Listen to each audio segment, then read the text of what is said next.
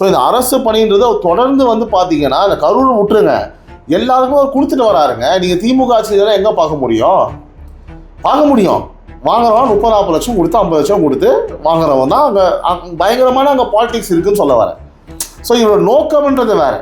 So அடுத்தபடியாக வந்து நேற்று பேசப்பட்ட ஒரு விஷயம், திரு ஓபிஎஸ் அவர்கள் வந்து தாவைக்கால வந்து இணையறாருன்னு சொல்லியிருந்தாங்க. ஸோ இது உண்மையாக அது ஒரு ரூமரா? இல்லை இதுக்கு பதில் நான் சொல்ல வேண்டியதே இல்லை. நான் ஆனஸ்டாக சொல்கிறேன், ஒரு டிஎம்கே முன்னாள் அமைச்சர் ஆதவ் தான் நிழல் முதலமைச்சர், விஜய் இல்லைன்னு சொல்கிறாரு.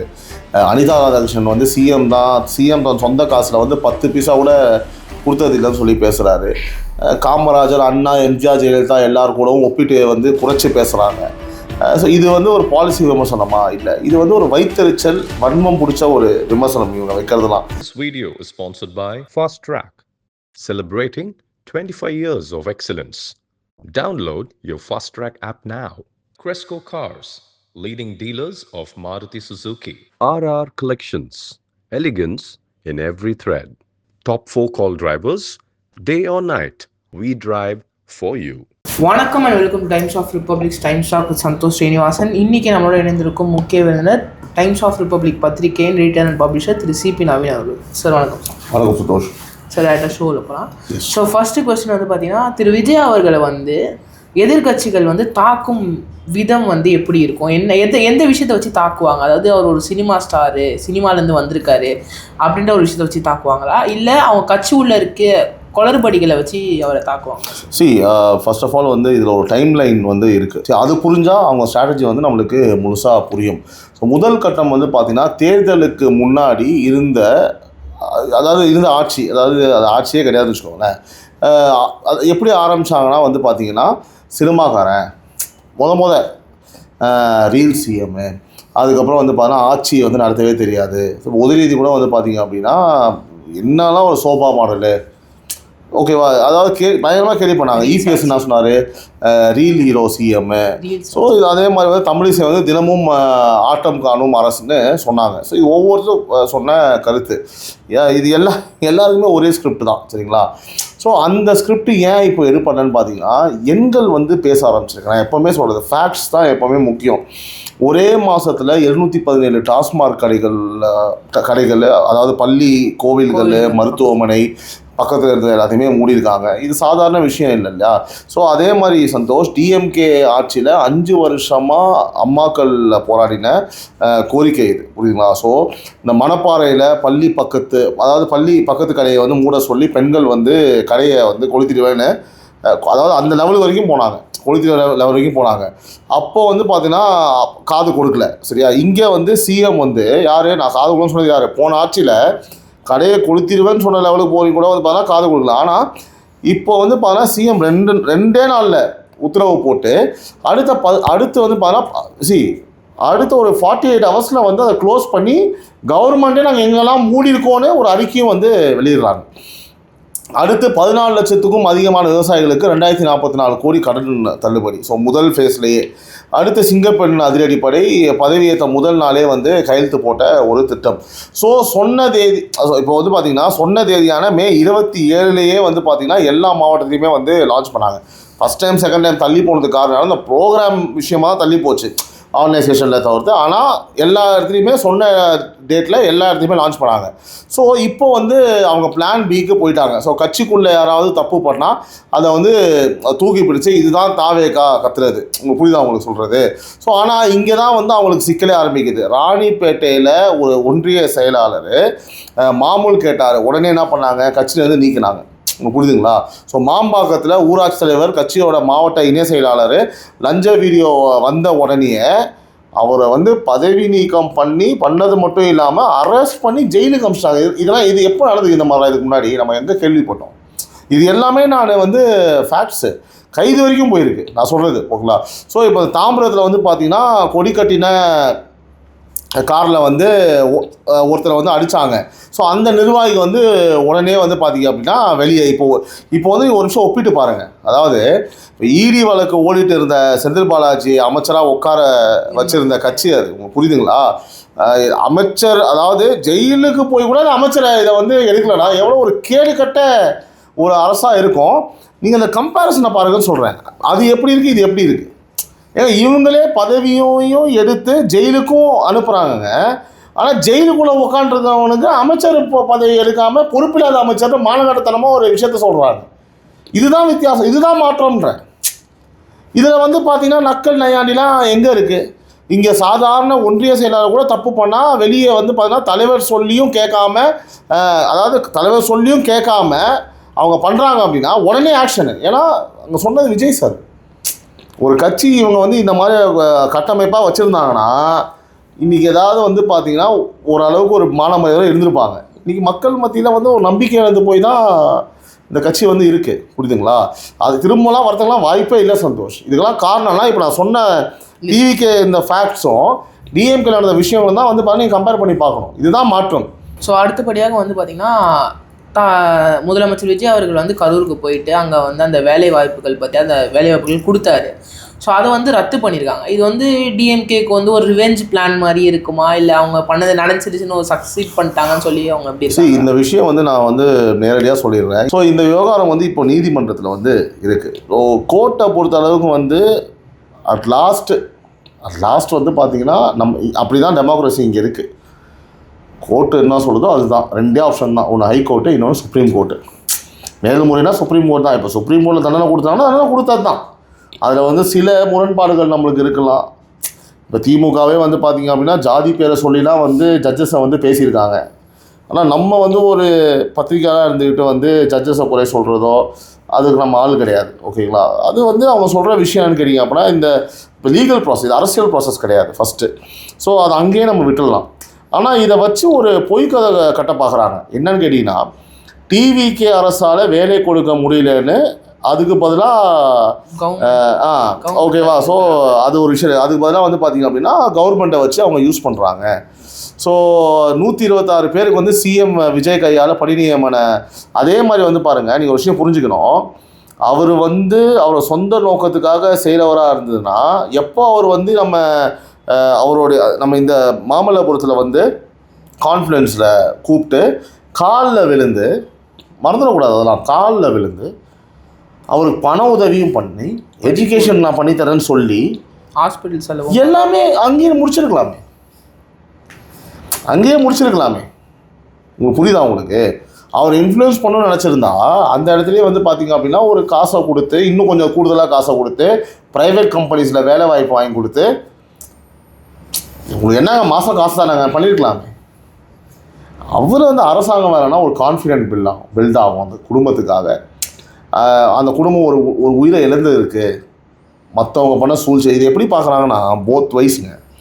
இவர் பண்ண சூழ்ச்சியை மறைக்கிறதுக்கு இவர்கிட்ட அரசாங்கம் இருக்குன்றனால அதை வந்து இன்ஃப்ளூயன்ஸ் பண்ணிக்கிறாருன்னு யோசிக்கிறாங்க. ஆனால் அவர் அதை எப்படி பார்க்குறாருன்னா, என்ன நீங்கள் அழிக்கணுன்றதுக்காக பாவம் அந்த பொதுமக்களுக்கு பண்ண அந்த எதிர்க்கட்சியோடைய திருட்டு திமுகவுடைய சதினால் இப்படி ஆயிடுச்சேன்னு அவர் அப்படி யோசிக்கிறார். இல்லை இது நம்மளும் இப்படி சொல்லலாம்ல. நீ அப்படி குற்றச்சாட்டை வைக்கும்போது நம்ம இப்படி குற்றச்சாட்டை வைக்கலாம்ல. அதனால தான் நான் சொன்னேன், இதை பற்றி நம்ம வந்து இங்கே சொல்ல முடியாது. நம்ம கற்பனையில் இவங்க இப்படி யோசிக்கலாம்.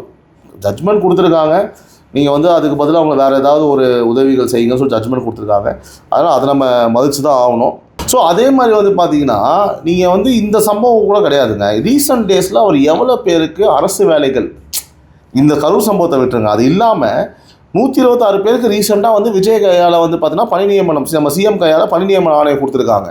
ஸோ போன வாரம் குரூப் 1 தேர்வில் வெற்றி பெற்ற 78 பேருக்கு ஆணையம் கொடுத்துருக்காங்க. ஸோ இது எல்லாமே ஒரு பக்கம் ஓடிட்டு இருக்க, நாடு முழுக்க 70,000 ரயில்வே பணியிடத்துக்கு 3.5 கோடி பேர் தேர்வு எழுதுகிற காலம் இது. ஸோ வேலைன்றது எவ்வளோ எளிதான ஒரு விஷயம்னு நம்மளுக்கு இதை ஒரு விஷயம் நம்ம புரிஞ்சுக்கணும், புரியுதுங்களா? ஸோ அந்த காலத்தில் தமிழ்நாட்டில் வாரம் சிஎம் கையால் நியமன ஆணையங்கள் வந்து போயிட்டுருக்குங்க. இதை நீங்கள் புரிஞ்சுக்கோங்க. இப்போ வேலை பற்றி பேச வரவங்க யாருன்னு பாருங்கள். டிஎம்கே ஆட்சி காலத்தில் நகராட்சி நிர்வாகத்துறை நியமனங்களில் நடந்த ஊழலுக்கு முன்னாள் அமைச்சர் KN மேலே இப்போ டிவிஎஸ்சி வழக்கு பதிவாகியிருக்கு. 2011-16 காலத்தில் பணி நியமன பண வழக்கில் வந்து பார்த்தா செந்தில் பாலாஜி மேலே ED விசாரணைக்கு ஆளுநர் அனுமதி கொடுத்துருக்காரு, புரியுதுங்களா? ஸோ அவங்க ஆட்சியில் அரசு வேலைன்றது ஒரு வியாபாரம், ஒரு ரெட் கார்டு மாதிரி இருந்துச்சு. இங்கே தேர்வு எழுதணும், மெரிட்டில் வரணும், சிஎம் கையால் ஆணையம் வாங்கணும். ஸோ அகைன் நான் ஒவ்வொரு கேள்விக்கும் நீங்கள் கேட்கும்போது கம்பேரிசன் நான் உங்களுக்கு வச்சிடறேன். போன ஆட்சியில் வந்து பார்த்தீங்கன்னா ஒரு கவர்மெண்ட் வேலைனா நீ 40 லட்சம் 50 லட்சம் கொடுத்தனா வேலை. இப்போ சிஎம் வந்து எவ்வளோ பேருங்க உட்காந்து நீங்கள் அந்த வீடியோஸ் ஃபோட்டோஸ்லாம் பார்க்க முடியுது இல்லையா? இபியில் வந்து இது வரைக்கும் கன்ஃபர்மேஷன் ஆகாதவங்களுக்கு வந்தோடனே கன்ஃபர்மேஷன் பண்ணி கொடுத்தாரு. அடுத்து வந்து பார்த்திங்க அப்படின்னா 2 ஃபோட்டோ வந்து உங்களுக்கு வைரலாக போச்சு. எல்லாரும் மட்டும் நடுவில் உட்காந்துக்கிட்டு ஒரு லாங் ஷாட்டில் வந்து சுற்றி அவ்வளோ பேருக்கு அரசு பணி கொடுத்ததில் வந்து பார்த்திங்கன்னா எவ்வளோ வீடியோஸ் நம்ம பார்க்க முடியுது. ஸோ இந்த அரசு பணின்றது தொடர்ந்து வந்து பார்த்திங்கன்னா இந்த கரூர் விட்டுருங்க, எல்லாருக்கும் அவர் கொடுத்துட்டு வராருங்க. நீங்கள் திமுக ஆட்சியில் எங்கே பார்க்க முடியும்?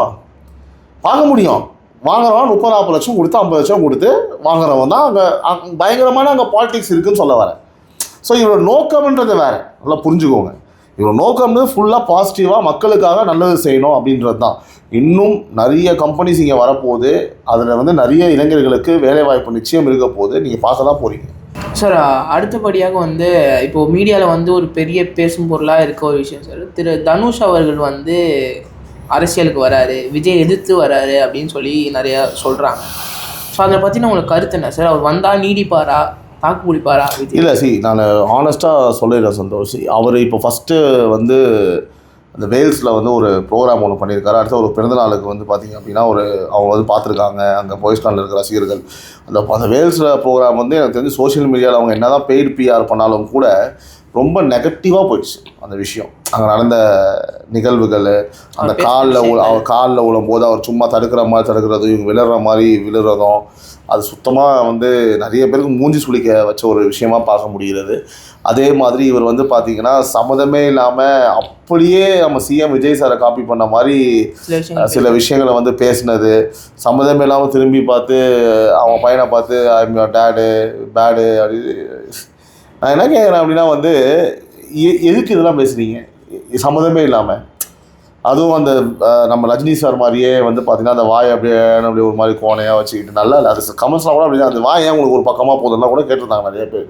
நான் என்ன சொல்ல வரேன்னா, is a very good actor, அதில் மாற்றமே கிடையாது. தனுஷ் வந்து பார்த்திங்கன்னா ஒரு எக்ஸலண்ட் ஆக்டர், சரிங்களா? அவர் அரசியலுக்கு வரட்டும், அது நம்ம பிரச்சனை கிடையாது. அவருக்கும் ஒரு தனித்துவம் இருக்குது இல்லையா? அதை வந்து காமிச்சு ஒரு மக்கள் சேவைன்றதை பண்ணி மக்களுக்கிட்ட ஒரு நல்ல ஒரு மதிப்பை வாங்கி, சரிங்களா, அப்படி வரட்டும். சும்மா ஒரு ஃபங்க்ஷன் எல்லாரையும் கூப்பிட்டு இதே மாதிரி கையில் கொடுத்தோம், காலில் விழுந்தோம், அதே மாதிரி டைலாக் பேசணும், கீழே ஸ்கிரிப்டை வச்சுக்கிட்டு நம்ம அதே மாதிரி பேசணும் அப்படின்றதெல்லாம் வந்து 30 வருடங்களுக்கு மேலாக நம்மளுடைய முதல்வர் ஜோசப் விஜய் அவர்கள் வந்து மக்கள் பணியில் இருந்திருக்காங்க. ஒரு பயங்கரமான வந்து ஒரு பேஸ்மெண்ட்டை உருவாக்கியிருக்காங்க. நீங்கள் நினைக்கிற மாதிரிலாம் கிடையாது. அவர் இன்றைக்கெலாம் அப்படிலாம் வந்துடல, ஓகேவா? எல்லாருமே ஒன்றாயிட முடியாது. இப்போ நான் கேள்விப்படுறது என்ன அப்படின்னா, ஏடிஎம்கேலேருந்து அவங்களுக்கு ஒரு மேபி நிறைய விஷயம் கேட்பாரு. நான் கேள்விப்படுறேன்னா இது எது உண்மைன்னு தெரியல, மேபி சப்ஸ்கிரைபர்ஸ் பார்த்து நீங்கள் சொல்லுங்கள். ஏடிஎம்கேக்காக அவர் உருவாக்குற போது சூர்யா வந்து ஏடிஎம்கே வந்து லீட் பண்ணுற மாதிரி ஒரு பேச்சு போச்சு. அதுக்கப்புறம் தனுஷை வச்சு ஆப்ரேட் பண்ண போகிறாங்க அப்படின்ற மாதிரி ஒரு பேச்சு போகுது. அப்படி இல்லை அப்படின்னா அண்ணாமலையும் தனுஷும் கூட சேர்றதுக்கான வாய்ப்பு இருக்குது. ஏன்னா நீங்கள் புரிஞ்சுக்கணும், ரஜினி அண்ணாமலை அவங்க சேர்றதா இருந்தது. சில காரணங்கள்னாலும் ரஜினி கட்சி தொடங்கலை. இவர் ஆன்மீக அரசியல் தான் வந்து கையில் எடுக்கிறார் தனுஷ். ஓம் நமச்சிவா ஜெய் அப்படின்றாரு. நல்லா புரிஞ்சுக்கோங்க, ஓகேவா? அப்படி இருக்கும்போது வந்து பார்த்திங்கன்னா ரஜினிகாந்த் பேக்கப்பில் இருந்து ரஜினிகாந்த் பிரச்சாரத்துக்கு வரதுக்கு வாய்ப்பு இருக்குது. தனுஷ்காக பேக்லேருந்து ஒர்க் பண்ணுறதுக்கு வாய்ப்பு இருக்குது. அண்ணாமலையும் தனுஷும் சேரலாம். இல்லைனா வந்து நல்ல தலைமை கிடையாது ஏடிஎம்கேக்கு, தனுஷை வச்சு ஆப்ரேட் பண்ணுறதுக்கு வாய்ப்பு இருக்குது. ஆக மொத்தம் தனுஷோட அரசியல் அவர் செட்டட் ஆகிடுவார். அவர் வந்து ஒரு இண்டிவிஜுவலாக தனுஷ் ஒரு நல்ல கட்சியாகவும் ரெப்ரசன்ட் பண்ணியும் அவர் ஸ்ட்ராங் ஆகிடுவார். மக்களுக்கு அது பிடிக்கணும்ல. இப்போ அவரை சுற்றி எம்எல்ஏக்கள் இருக்கிறது வாய்ப்பு இருக்குது, அதெல்லாம் நடக்கும், சரியா? இப்போ ஏடிஎம்கே போயிட்டாருன்னா அவர் கையில் எடுக்கிறாருன்னா அவர் கூட எம்எல்ஏ இருப்பாங்க, அரசியல்வாதியாக சீக்கிரமாக ஆகிடுவார். காசு வேறு இருக்குல்ல. ஆனால் மக்கள் அதை ஏற்றுக்கிறாங்கன்னு கேட்டால் மக்கள் அதெல்லாம் ஏற்றுக்கல. அவங்க ரசிகர்கள் ஏற்றுக்கிறாங்க. இதே தான் நாங்கள் விஜய்க்கு சொல்லும் போது நீங்கள் ஒத்துக்கலையான்லாம் கேட்டிங்கன்னா கேனத்தனமாக பேசக்கூடாது, ஓகேவா? விஜய் அவர் வந்து பார்த்திங்கன்னா அந்த கிரேஸ் வேறு. இப்போ நீங்கள் விஜய் அவரையும் ரஜினி அவரையும் கம்பேர் பண்ணுறீங்க அப்படின்னா இட் மேக்ஸ் சம் சென்ஸ். ஏன்னா super star is always a super star, ஓகேவா? நானும் வந்து நம்ம சேனலில் சூப்பர் ஸ்டாராக திட்டிருக்கேன். சில மேட்டர்லாம் வந்து விஜய் சார் வந்து இது பண்ணும்போது தேவையெல்லாம் பேசியிருந்தான்னு சொல்லிட்டு. பட் நீங்கள் அந்த கம்பேரிசன் சொல்கிறேன். இப்போ ஒரு வேளை இந்த பக்கம் ரஜினிகாந்த் சார், இந்த பக்கம் விஜய் சார் வந்து போட்டிட்டு இருந்தாங்க 2026 அப்படின்னா அப்போ அதை நம்ம பேசலாம். இவருக்கு போட்டி இவரா அப்படின்றதுலாம் வந்து நம்ம கம்பேரிசனுக்கு இடமே கிடையவே கிடையாது. ஆனால் வந்து நம்ம கேள்விப்படுறதுனா நிச்சயமாக ஒரு அரசியலுக்கு வர போகிறாரு. அது அவர் பேச்சிலே தெரியுது, அது எந்த மாற்றமும் கிடையாது. அவருக்கு அந்த ஆசை இருக்குது. அவர் வரட்டும், யாரும் அவர் தடுக்க போகிறது கிடையாது. ஆனால் it is not going to be so easy. நம்ம நினைக்கிற மாதிரிலாம் கிடையவே கிடையாது. அவர் பார்த்துக்கலாம் பண்ணிடலாம் அப்படின்னா அதெல்லாம் அவர் கிடையாது. அவர் எதையாவது ஒரு கட்சியை பிடிச்சி ஒரு பேட்டர்னை ஃபாலோ பண்ணி ஒரு பயங்கரமாக இல்லைனா வந்து ஒரு கூட்டணி ஃபார்ம் பண்ணி அண்ணாமலை இவங்க இல்லைனா வந்து தனுஷ் ஏடிஎம்கே தனுஷ் லீட் பண்ணுறாருன்னு அந்த மாதிரி வந்தார் அப்படின்னா அதில் ஓட் பேங்க் ஆல்ரெடி இருக்குல்ல. அது இது குமுலேட்டிவ் ஆகும்போது வந்து பார்த்தீங்கன்னா ஒரு டீசென்ட் பர்சன்டேஜ் வரலாம். தனுஷுக்கு ஒரு தனி இதுவாக இப்போது வாய்ப்பே கிடையாது. அது கம்பேரிட்டிவ் டேபிள்லேயே இல்லை, அது சான்ஸே இல்லை. ஓகேவா? ஆனால் இது என்ன, இது ஒரு வேளை வந்து மதிப்பிற்குரிய நம்மளுடைய மாண்புமிகு முதலமைச்சர் திரு ஜோசப் விஜய் வந்து பார்த்தீங்கன்னா ஒரு வேளை தோற்றுருந்தாருன்னு வச்சுக்கோங்களேன், ஒரு 15-20 இடத்துல தான் ஜெயிச்சிருந்தாருன்னு வச்சுக்கோங்களேன், தனுஷ்லாம் இன்னொரு 10 படத்தை வந்து ஓகே பண்ணி வச்சுட்டு உட்காந்து நடிச்சிட்டு இருந்திருப்பாரு. அம்மாவா இல்லையா நான் சொல்கிறது? ஓஹோ, தமிழ்நாட்டு மக்கள் வந்து பார்த்தேன் அப்படின்னா சினிமாக்காரங்களை தமிழ்நாடு அரசியலில் சினிமாக்காரங்களை சிஎம் ஆக்குறதும் சினிமாக்காரங்களை வந்து அரசியலுக்கு வந்து வரவேற்கிறாங்க, அதுக்கு வந்து ஒரு பிளாட்ஃபார்ம் இப்போ ஓப்பனில் இருக்குது அப்படின்றத வந்து தனுஷ் ஸ்மெல் பண்ணிட்டு தான் இப்போ அவர் உள்ளே வந்திருக்காருல. எந்த மாற்றம் கிடையாது சார். ரிஸ்க் எடுக்கிறதுன்றதே வந்து இப்படி இருக்கக்கூடாது சார். ஒரு மனுஷன் வந்து ஒரு கெரியரோட உச்சத்தில் அப்படின்னு நம்ம சொல்லும்போது அப்போ புரியல. சத்தியமாக அதான் உண்மை. ஒரு உச்சத்தில் இருந்து எனக்கு தான் போதும், நான் வந்து ஜெயிக்கிறனோ தோக்குறனோ நான் ட்ரை பண்ணுறேன்னு வந்து பண்ணுறது அது ரிஸ்க் எடுக்கிறது. அதுவும் நீங்கள் அந்த மாநாடுலாம் நம்ம இன்னும் நம்மளுக்கு என்ன கூட்டம், அந்த ஃபஸ்ட்டு மாநாடுலாம் இல்லை. இப்போ இவர் கூட தான் அந்த ஃபங்க்ஷன் விக்ரவாணியில் இவர் இப்போ இந்த ஃபங்க்ஷன் நடத்துறதுனால கம்பேர் பண்ண முடியுமா? அது கம்பேர்லாம் பண்ணவே முடியாது. வெறும் ரசிகர் மன்றம். ஆமாம், அது இது கஷ்டம். பட் ஒரு இடத்துக்கு வரலாம், ஒரு இடத்த பிடிக்கலாம், ஒரு சின்ன இடத்த பிடிக்கலாம். அது இப்போ நம்ம வந்து பார்த்தா ஜட்ஜ் பண்ணவே முடியாது. ஸோ அதனால் இது வெரி வெரி டூ ஏர்லி. இப்போதைக்கு மக்கள் அதை விரும்பலை. மக்கள் ஒரு மாதிரி கிரிஞ்சாக பார்க்குறாங்க. தனுஷ் நம்ம சொல்கிற அட்வைஸ் அதை ஏற்றுக்கிட்டோம் என்ன போட்டோம், நம்மளுடைய கருத்தை நம்ம சொல்கிறோம். நீங்களாக எனக்கு ரொம்ப ஒரு மாதிரி ரொம்ப நடிக்கிற மாதிரி இருக்குது, நல்லா இல்லை, கிரிஞ்சாக இருக்குது. பேசிக்காக இரிட்டேட் ஆகுறாங்க பார்க்குறவங்களாம். இதுதான் என்னுடைய கருத்து. ஸோ அடுத்தபடியாக வந்து நேற்று பேசப்பட்ட ஒரு விஷயம், திரு ஓபிஎஸ் அவர்கள் வந்து தாவைக்கால வந்து இணையராதுன்னு சொல்லியிருந்தாங்க. ஸோ இது உண்மையாக அது ஒரு ரூமரா? இல்லை, இதுக்கு பதில் நான் சொல்ல வேண்டியதே இல்லை. இப்போ ஓபிஎஸ்ஸே நேற்று சொல்லிட்டாரு, நான் திமுக எம்எல்ஏவாக தான் தொடர்வேன்னு. ஸோ அதை அவர் மறுத்திருக்காரு. அப்போது இன்றைக்கி தேதியில் வந்து இது ரூமர் தான். ஸோ ஆனால் இந்த ரூமர் ஓட பின்னணியில் வந்து ஒரு சுவாரஸ்யம் இருக்குது. அதை பேசாமல் விட முடியாது. ஏஐஏடிஎம்கேல இருந்து 4 எம்எல்ஏக்கள் வந்து ராஜினாமா செஞ்சு தாவேகா பக்கம் வந்தப்போ இபிஎஸ் வந்து என்ன பண்ணாரு நினைவு இருக்கா அவங்களுக்கு? குதிரை பேரம்னு ஊரே கேட்குற மாதிரி கத்திருந்தாப்புல. ஆனால் ஆளுநர்கிட்ட மனு, சட்டப்பிரிவு 167 அரசியல் சாசனம்னு எல்லாத்தையும் வந்து தூக்கினாங்க. ஓகேவா? அப்போ ஒரு எளிய கேள்வி இருக்குங்க. ஓபிஎஸும் வைத்தியலிங்கமும் டிஎம்கே பக்கம் போனது வந்து என்ன பேரம் நீங்கள் சொல்லுங்கள். ரொம்ப சிம்பிள், அதே தானே. ஸோ அமைச்சர் ஆதவ் வந்து அதே கேள்வியை வந்து பொட்டில் அடித்த மாதிரி கேட்டாப்புல. ஓகேவா? ஸோ இன்றைக்கி வரைக்கும் இபிஎஸ் கிட்டே இருந்து பதிலே இல்லை. ஸோ அவங்க பக்கம் ஆள் போனால் ஜனநாயக உரிமை, தாவேகா பக்கம் வந்தால் குதிரை பேரம்னா இந்த டபுள் ஸ்டாண்டு தான் வந்து அவங்களோட அரசியல் அடையாளமாகவே இருக்குது எப்போவுமே. ஸோ இன்னொரு கோணம் பாருங்கள், ஓபிஎஸ் மாதிரி மூத்த தலைவர்கள் வந்து தாவேகா பக்கம் இழுத்து பேசப்படுதுன்னா வந்து அதுவே ஒரு நல்ல விஷயம் தானே. இப்போ ஆரம்பித்த கட்சி, ஆனால் ஆளுங்கட்சி ஆனதுக்கப்புறம் வந்து பார்த்திங்கன்னா எல்லாருமே வந்து பெரிய தலைவர் சின்ன விஜயபாஸ்கர்லாம் வெளில நின்று கார் பக்கத்தில் நின்று இருக்காரு. 2 விஜயபாஸ்கரும் உள்ள போய் உட்கார முடியல. எப்படி பேசப்பட்ட கட்சி, என்னடா தற்கூரி கூட்டம், சினிமா கூட்டம், எவ்வளோ கேவலப்படுத்துகிற ஒரு கட்சி. இல்லைங்களா? மிகப்பெரிய தலைவர்கள்லாம் வரத்துக்கு ரெடியாக இருக்காங்க. தாவேகா முடிவு பண்ணுற இடத்துல இருக்குது, வேணுமா வேணாமான்றது தான் உண்மை. இனிமேல் எனக்கு தெரிஞ்சு ஓபிஎஸ்லாம் அவாய்ட் பண்ணிடலாம் தெரிஞ்சு. ஓகேவா? சேர்க்க மாட்டாங்க, ஒரு பேட் வைப் ஆகிடும் பேசிக்காக. சார் அடுத்தபடியாக இதுவும் வந்து ஒரு கரண்ட்டில் இருக்க ஒரு விஷயம் தான். லைக் இந்த மேகதாது காவேரி விஷயம், கர்நாடகா ப்ரெஷர் தராங்க. ஸோ இந்த மாதிரி விஷயங்களில் வந்து விஜய் அவரோட அடுத்த பிளான் என்ன இருக்கும்? 3ஆம் தேதி அவர் போகிறாரு, உங்களுக்கு தெரியும். நம்ம அதை எதிர்பார்த்துட்டு இருக்கோம். இந்த டாப்பிக்கில் பரபரப்பு பேச்சுக்கும் கிரவுண்ட் ரியாலிட்டிக்கும் நல்ல ஒரு பெரிய இடைவெளி இருக்குது சந்தோஷ். முதல்ல கிரவுண்ட் ரியாலிட்டி நம்ம பேசுவோம். ஏன்னா அது தமிழ்நாட்டுக்கு சாதகமாக இருக்குது. நான் சொல்லிடுறேன், மத்திய நீர் ஆணையம் அந்த CWC வந்து கர்நாடகா சமர்ப்பித்த மேகதாது DPRஐ வந்து திருப்பி அனுப்பிடுச்சு பேசிக்காக. ஸோ இதோட அர்த்தம் என்னன்னு பார்த்தீங்கன்னா, அந்த அணை ப்ராஜெக்ட்டுக்கு இன்னும் மத்திய அனுமதி வந்து கிடைக்கலன்னு தான் அதுக்கு அர்த்தம். இந்த கர்நாடக அமைச்சர்கள் கட்டியே தீர்வோன்னு வந்து பார்த்தீங்கன்னா மேடையில் பேசலாம். டிகே சிவகுமார் அதை தான் வந்து பண்ணிகிட்ருக்காரு. ஆனால் காகிதத்தில் அவங்க கை வந்து இன்னும் காலியாக தான் இருக்குது. ஆன் டாக்குமெண்ட்ஸை நான் பேசுகிறேன். ஸோ இது நமக்கு வலுவான ஒரு நிலை சந்தோஷ். இப்போது சிஎம் என்ன பண்ணாருன்னா, அதை பண்ணாரு வரிசையாக பாருங்கள். நீங்கள் நான் சொல்கிறேன், பதவி ஏற்ற சில நாள்லேயே மேகதாது எமர்ஜென்சி கூட்டம், ஸோ நீர்வளம், பிஎம்டபிள்யூ, சட்டம், அப்புறம் காவிரி நிபுணர்கள் எல்லாரையும் ஒரே மேஜையில் உட்கார வச்சாப்புல நம்மளுடைய சிஎம். உடனடியாக சட்ட நடவடிக்கைக்கு உத்தரவும் போட்டார். அப்புறம் இது முக்கியம், என்னது, பிஎம் மோடிக்கு நேரடி கடிதம் எழுதினது. சரிங்களா? ஸோ மேகதாது முயற்சி வந்து சுப்ரீம் கோர்ட்டு தீர்ப்பு மீறல் என்ற எழுத்தில் வந்து பதிவு பண்ணியிருக்காப்புல. யார்? சிஎம். நம்ம சிஎம் வந்து பிஎம்முக்கு. ஸோ டெல்லி பயணத்துலேயும் இது நேரடியாக வந்து ஃபாலோஅப்பில் தான் இருக்கார் இந்த விஷயத்தில். ஸோ இப்போது ஆகஸ்ட் 3 கர்நாடகா போகிறாரு, அங்கே போய் முதல்வரை சந்திக்க போகிறாரு. ஸோ அதே ஆகஸ்ட் 3 அன்று டிஎம்கே என்ன பண்ணுதுன்னு நம்ம பார்க்கணும். இப்போ நான் சொல்கிறேன் என்ன பண்ணுது தெரியுமா? தஞ்சாவூரில் ஆர்ப்பாட்டம் பண்ணுறாங்க. சரிங்களா? உதயநிதி தலைமையில் கண்டன கூட்டம். இது வந்து ஒரே ஃப்ரேமில் வச்சு பாருங்கள். ஒரு பக்கம் சிஎம் தமிழ்நாட்டோட நீர் உரிமைக்காக எதிர்மாநில அரசோட பேசுறதுக்காக போகிறாரு. இன்னொரு பக்கம் 10 வருஷம் ஆட்சியில் இருந்தும் இந்த பிரச்சனையை முடிவுக்கு கொண்டு வராதவங்க, ஒன்றும் பண்ண துப்பில்லாதவங்க, சரியா, தண்டத்துக்கு ஒரு போராட்டம் அங்கே போய் உட்காந்துக்கிட்டு, ஏன்னா டைவெர்ட் பண்ணணும். ஆனால் 10 பேர் தான் பார்ப்பான், அவங்க கூட வரவங்க மட்டும் தான் அதை பார்ப்பான், அவங்க கூட இருக்கவங்க கூட அதை பார்க்க மாட்டான்.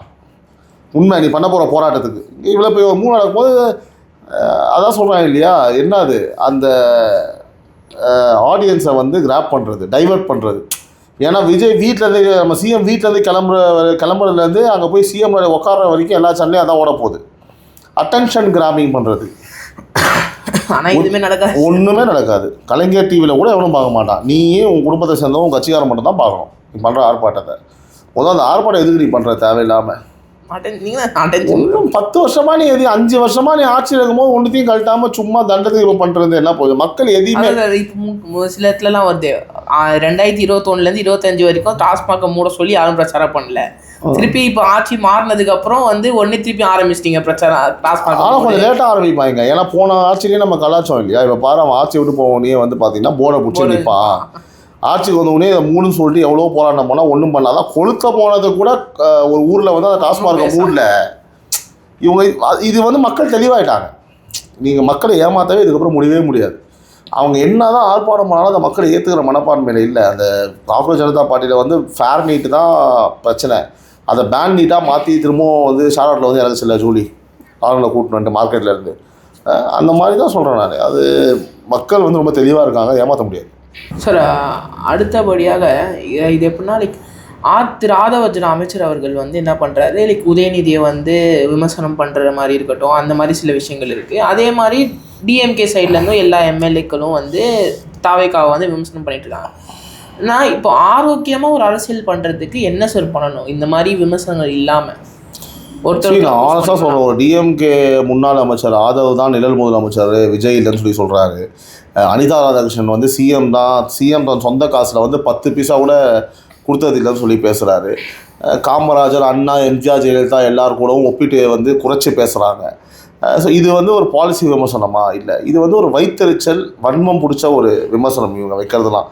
ஸோ இது அதே நேரம் நம்ம பக்கத்துலேயும் சில நேரம் வார்த்தைகள் எல்லாம் மீறி தாண்டது உண்டு. அதையும் நம்ம இங்கே சொல்லி ஆகணும். சரிங்களா?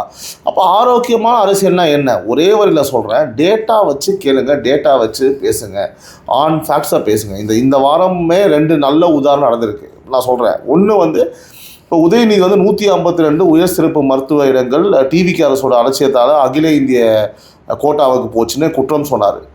இது சீரியஸான, அதாவது கேட்க தகுந்த ஒரு கேள்வி தான். இது நம்ம வரவேற்கிறோம். சரியா? இப்போ சுகாதாரத்துறை அமைச்சர் அருண் ராஜ் வந்து என்ன பண்ணார்? திட்டலை. அவர் என்ன சொன்னார்? அவர் திட்டலை கதை விளக்கம் கொடுத்தார். இப்போ மாநில கோட்டா இடங்கள் அனைத்தும் தமிழ்நாடு மருத்துவர்களால் நிரப்பப்படும், சரண்டர் விவகாரத்தோட உண்மை நிலை இதுன்னு டேட்டா வச்சு பதில் சொன்னார். புரியுதா உங்களுக்கு? ஸோ கேள்வி வேலிடான கேள்வி, பதில் வந்து டேட்டாவோட சொல்லியிருக்காரு, முடிஞ்சது. சரியா? 2வது, இந்த மின் கட்டணம் ஜூலை பில் வந்து பார்த்தீங்கன்னா மே விட ரெட்டிப்புன்னு லட்சக்கணக்கான வீட்களில் வந்து கஷ்டம் அப்படின்னு சொல்லி சொன்னாங்க. இது உண்மையான மக்கள் பிரச்சனை. ஸோ அரசு அப்படியெல்லாம் இல்லைன்னு மறுக்கலை. என்ன சொன்னாங்க? டிஎன்ஏபி தலைவர் அருண் ராய் 3.70 லட்சம் இணைப்புகளை வந்து அதிகாரிகள் நேரடியாக ஆய்வு பண்ணணும் அப்படின்னு சொன்னாங்க. ஆகஸ்ட் 7க்குள்ளே அறிக்கைன்னு உத்தரவும் போட்டாங்க. ஸோ தப்பு இருந்தால் ஒத்துக்கிட்டு திருத்துக்கிறது தான் ஒரு நேர்மையான ஆட்சிக்கு அழகு. ஸோ நபர்களை வந்து விடுங்க, சரியா, விஷயத்தை பேசுங்க. இப்போ திட்டத்தை விமர்சனம் பண்ணுங்கள், இந்த ட்ரெஷரி பெஞ்ச் டேட்டா வச்சு பதில் சொல்லணும். அதுதான் கரெக்டு.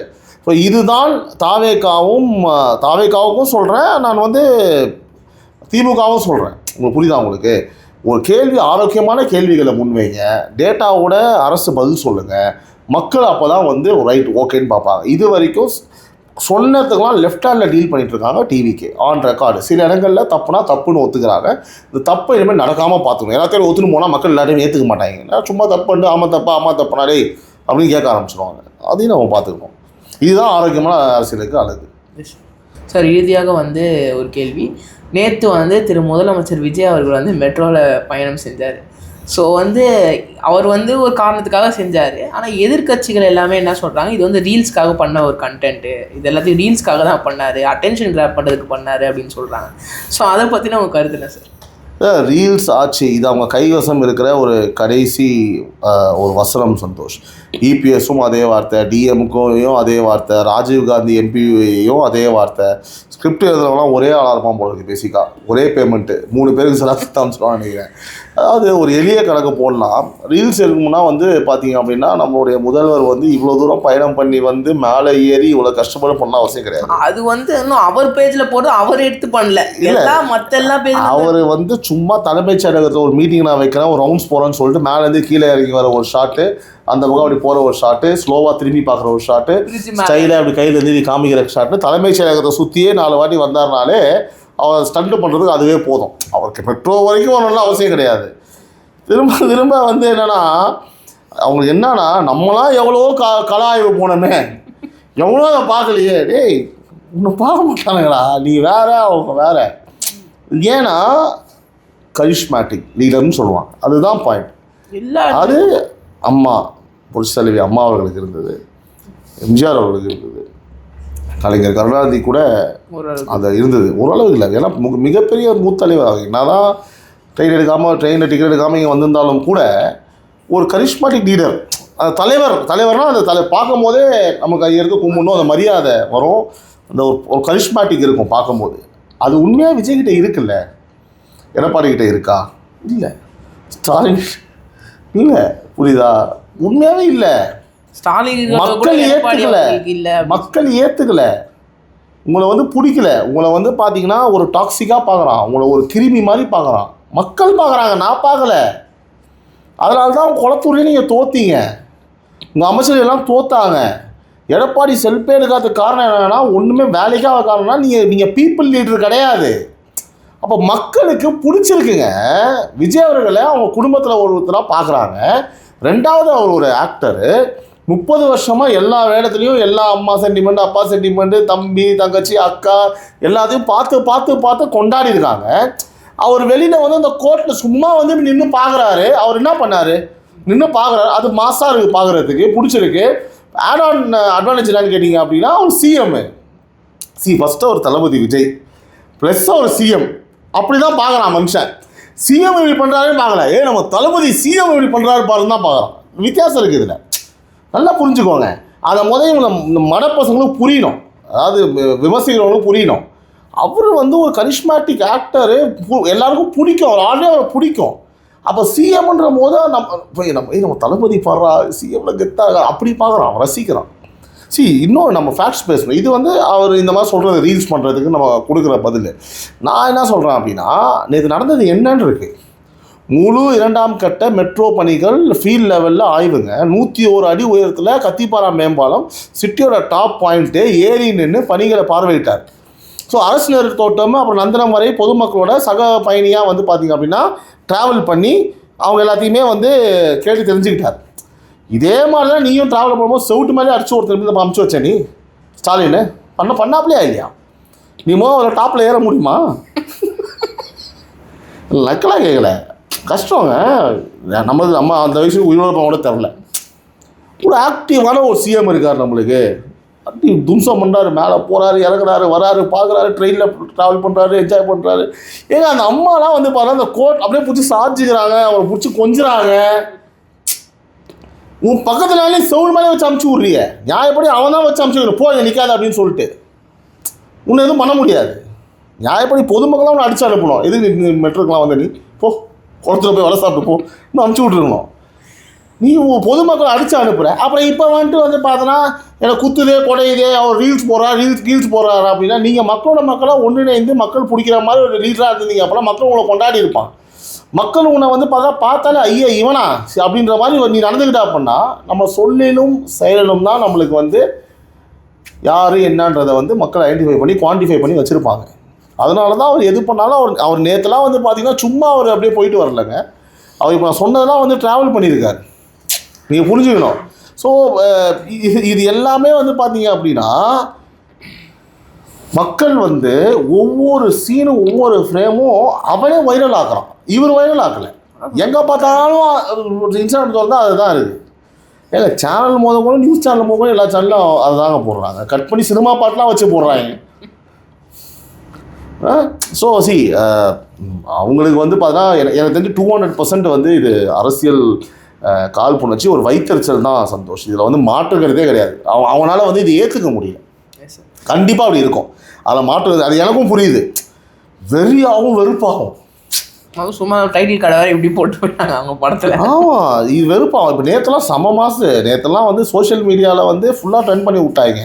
அது ஒரு பக்கம் இருக்கட்டும். ஒரு பக்கம் ஒரு கலா ஆய்வுக்கு போனது உண்மை தானே, எல்லாத்தையும் பார்த்தது உண்மை தானே. டிரைவர் இல்லாமல் ஒரு மெட்ரோ ரயில் பயணத்தில் வந்து அவர் ட்ராவல் பண்ணி ஆய்வு பண்ணது உண்மை தானே. ஒரு சிஎம் இந்த மாதிரி போகிறது நல்லது தானே. சென்னையில் வந்து பல இடங்களில் பல ஃபேக்ட்ரி பல இந்த நிலையங்கள் வந்து பார்த்தோன்னா மின் நிலையங்கள் இருக்குது, நிறைய ஆய்வு பண்ணுற இடம் இருக்குதுன்னு சொல்லிட்டு அவர் போனதுக்கப்புறம் தான் நம்மளுக்கே தெரியுது இதெல்லாம் இங்கே தான் சிட்டிக்குள்ளே இருக்கான்னு சொல்லிட்டு. நீ தான் அந்த பக்கம் போயிருப்பிய அவன் வாழ்க்கையில். நீ கிளம்பி ஸ்ட்ரெயிட்டாக ஒன்று செகண்ட் கடல் நீரை வந்து ஆமாம் தூய்மையாகிறது. இன்னொன்று நீ தான் கிளம்புனா போன ஆட்சியில் ஸ்ட்ரெயிட்டாக கிளம்பி செக்ரட்டரி போவேன். போர் அடிச்சதுன்னா அப்படியே கிளம்பி படத்துக்கு போவேன். அதுவும் எப்பயாவது தான் செக்ரட்டரி போவேன். அங்கே இருக்கவங்களே சொன்னாங்க சந்தோஷ் என்கிட்ட, சார் என்ன சார் இது காலியாக இருக்கும் சார் செக்ரட்டரியேட்டு. இப்போ சட்டசபை நடக்கும் போது ஒரு 2 நாள் 3 நாள் இருக்கும் சார். அதுக்கப்புறம் காலியாக இருக்குமா அப்படியே. இப்போ அது எப்படி இப்போ இருக்குன்னு போய் பாருங்களேன். சிஎம் வர தாண்டி அங்கே ஆஃபீஸரே வரமாட்டாங்க வேலை செய்வது. இப்போலாம் டானே பேகை மாட்டின்னு எல்லா மனுஷன் லஞ்ச் பேக் எடுத்துகிட்டு போயிடுறாங்க. ஸ்கூலுக்கு காலேஜுக்கு போகிற மாதிரி டானு. சில பேர்லாம் ஐயோ தலைவரத்துக்கு நம்ம போயிடணுங்க, டெய்லி போயிடுறாங்க டானு டைமுக்கு. இதுதாங்க ரெஸ்பான்சிபிலிட்டி. ஒரு தலைவன் எவ்வளியோ தொண்டன் அவ்வளி. புரியுதா உங்களுக்கு? இதுதான் விஷயம் சார். பல்வேறு விஷயங்களை நம்மளோட நீங்கள் பகிர்ந்துட்டீங்க சார். இன்னொரு எபிசோட உங்களுக்கு மீண்டும் சொல்லுங்கள். நன்றி சார். நன்றி Santhosh. This video is sponsored by Fast Track, celebrating 25 years of excellence. Download your Fast Track app now. Cresco Cars, leading dealers of Maruti Suzuki. RR Collections, elegance in every thread. Top 4 call drivers, day or night, we drive for you.